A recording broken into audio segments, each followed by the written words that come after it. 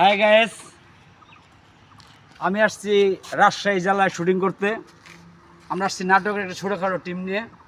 আসার পরে হঠাৎ করে আমরা যেই লোকেশনে আসছি সেই লোকেশনে তাণ্ডব সিনেমা শুটিং হয়েছে। আর তাণ্ডব সিনেমা যে হয়েছে, শাকিব খান কোথায় কী করছে না করছে সেই জায়গাটা আপনাকে আমি দেখাবো। আসেন। এই যে বাড়িটা, এই ছোটো একটা গেট, অবশ্য গেটটা ছোট, অনেক আগের বাড়ি তো এই জন্য। এই যে উপরে যে দেখতেছেন, উপরে শাকিব খানের ক্যারাম বোর্ড খেলছে, এখানে আমরা নিয়ে যাচ্ছি আপনাদের।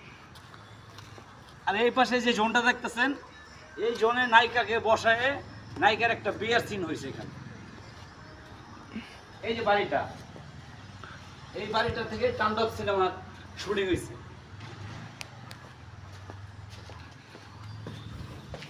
নিয়ে যাচ্ছি শাকিব খান যেখানে ক্যারাম বোর্ড খেলা শর্ট হয়েছে সেখানে আপনাদের। ও আগের আমলের বাড়ি তো, এই জন্য বাড়িটা গর্জিয়াস। এই যে এসে পড়ছে অলরেডি।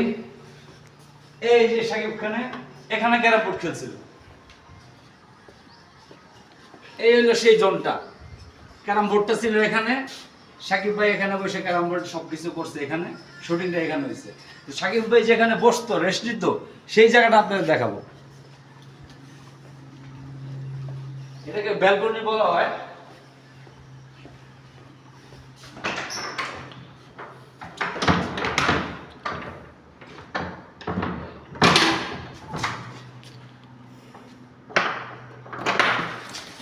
এই যে এই গ্যাপটা এসে ভাইয়া বসে একটু রেস্ট নিত এখানে। একটু আবরণ এখন তো খুব করা, আগে এত করা ছিল না। এইটা হলো তাণ্ডব সিনেমার সেই লোকেশন। এখন যে সাকিব ভাইয়ের যে রুমগুলো ছিল, রুমগুলো তো অনেক সাজানো ছিল, এখন ফাঁকা দেখাবো আপনাদেরকে, কারণ এটা আর্টের কাজ করে। এই যে সেই রুমটা, এই রুমটাতে তাণ্ডব সিনেমার শুটিং করা হয়েছে।